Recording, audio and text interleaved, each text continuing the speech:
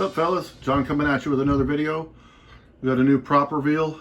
This is an old wireframe prop that originally basically had the same effect on it you see now, where it went back and forth. Now it has got twinkly dots on it. You can see quite clearly twinkly dots. And you might call this an interesting use of playlist. I made two static images with my finger drawing and drew one bell lit and then the other. And then they're both appeared 2 seconds, and that's exactly what the original controller did. And of course, this is going to get used in X-Lights, especially in Carol of the Bells. That is all I got, and this one's going to end up hanging on my garage.